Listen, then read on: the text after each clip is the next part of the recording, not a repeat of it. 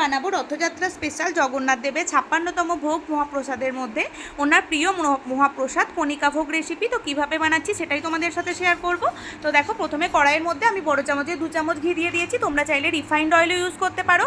এরপরে আমি কড়াইয়ের মধ্যে 2টো বড় বড় তেজপাতা দিয়ে দিয়েছি। তেজপাতা দিয়ে দেওয়ার পরে আমি এখানে 2টো স্টার অ্যানিস দিয়েছি আর কিছুটা দারচিনি দিয়েছি, আর এর সাথে আমি কিছুটা এলাচ দিয়ে দিয়েছি। এরপরে এটা দিয়ে ভালোভাবে নেড়ে চেড়ে নিয়ে আমি ওপর থেকে কিছুটা কাজু কিশমিশ অ্যাড করেছি। কাজু কিশমিশটা হালকা গোল্ডেন ব্রাউন কালার হয়ে এলে আমি ওপর থেকে কিছুটা ছোলার ডাল অ্যাড করে দিয়েছি। আমি এখানে ভেজানো ছোলার ডাল ইউজ করেছি, তোমরা চাইলে এখানে কাঁচা ছোলার ডালও ইউজ করতে পারো। তো এরপরে এটাকে ভালোভাবে নেড়ে চেড়ে নিয়ে আমি এর মধ্যে যে চালটা আমি জল ঝরিয়ে রেখেছিলাম সেই চালটা আমি এখানে অ্যাড করে দেবো। সেই চালটা অ্যাড করে দেওয়ার পরে আমি এখানে ভালোভাবেই চালটাকে নেড়ে চেড়ে নেব। আমি এখানে 250 গ্রাম মতো দেরাদুন রাইস ইউজ করেছি, তোমরা চাইলে এখানে গোবিন্দভোগ চালও ইউজ করতে পারো বা বাসমতি চালও ইউজ করতে পারো। আমি এখানে দেরাদুন রাইস নিয়েছি। এরপর চালটাকে ভালোভাবে আমি ফ্রাই করে নেব। তোমরা এই চালটাকে যত ভালোভাবে নাড়বে এর টেস্ট তত ভালো আসবে। এরপর দেখো, আমি ওপর থেকে কিছুটা গোলমরিচ গুঁড়ো অ্যাড করে দিলাম। গোলমরিচ গুঁড়োটা অ্যাড করে দেওয়ার পরে আমি এটাকে আরও কিছুক্ষণ ভালোভাবে নেড়ে চেড়ে নেব। এটা আমার ভালোভাবে নাড়াচাড়া হয়ে গেছে। এবার আমি জল দিয়ে দেবো। এখানে আমি এই বাটির 1.5 বাটি মতো নিয়েছিলাম, তো সেই জন্য আমি এখানে পরিমাণ মতো জল দিয়ে দিয়েছি আমার যতটা লাগবে। তোমরা যদি মেজারমেন্ট কাপের 1 কাপ চাল নাও তো তোমরা 2 কাপ জল দেবে।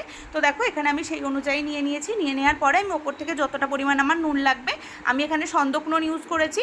তোমরা চাইলে ডেইলি বেসিসে নুনও ইউজ করতে পারো, যেহেতু এটা ঠাকুরের ভোগ সেই জন্য আমি এখানে সন্দক নুন ইউজ করেছি। তো এরপরে এটাকে দেখো আমি ঢাকনা দিয়ে 5 থেকে 7 মিনিট রেখে দিয়েছিলাম। এখানে আমার চালটা অনেকটা গলে এসছে, প্রায় 80% মতো সেদ্ধ হয়ে এসছে। এরপর আমি ওপর থেকে আমার যতটা পরিমাণ চিনি লাগবে আমি চিনিটা দিয়ে দিলাম। দিয়ে দেওয়ার পরে আরেকবার ভালোভাবে নেড়ে চেড়ে নেব। তো নেড়ে চেড়ে নেওয়ার পরে আমি আরেকবার ঢাকা দিয়ে দেবো, যেটুকু জল আছে সেইটুকু জল যাতে ভালোভাবে টেনে নেয়। তো দেখো, এখানে আমার জলটা পুরোপুরি একদম টেনে নিয়েছে। এরপর আমি ওপর থেকে এখানে এলাচের গুঁড়ো আর দারচিনির গুঁড়ো অ্যাড করে দিচ্ছি। অনেকে গরম মশলা অ্যাড করে, আমি এখানে গরম মশলা গুঁড়োটা অ্যাড করিনি, আমি ওটা স্কিপ করেছি, তোমরা চাইলে অ্যাড করতে পারো। এরপর আমি ওপর থেকে 1 চামচ ঘি দিয়ে দিলাম। দেখো, আমার এখানে ভোগ একদম রেডি হয়ে গেছে। ততক্ষণে তোমাদের বলে দিই, আমি শ্রাবন্তী, তোমরা দেখছো শ্রাবন্তী রান্নাঘর। প্লিজ আমার ইউটিউব চ্যানেলটা সাবস্ক্রাইব করে দিও, লাইক কমেন্ট আর শেয়ার করতে ভুলো না। আরও নতুন নতুন রেসিপির সাথে আমি খুব শীঘ্রই তোমাদের সাথে ফিরে আসবো।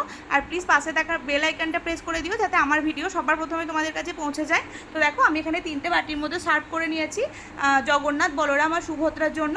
তো আমি এবার সার্ভ করে দেবো জগন্নাথ প্রভুকে এই ভোগগুলো। তো তোমরা অতি অবশ্যই জানিও তোমাদের কেমন লাগলো। আবার খুব শীঘ্রই নতুন ভিডিওর সাথে ফিরে আসবো। ততক্ষণ পর্যন্ত খুব ভালো থাকবে, সুস্থ থাকবে। Tata, bye bye. আবার খুব শীঘ্রই নতুন ভিডিওর সাথে দেখা হচ্ছে। জয় জগন্নাথ।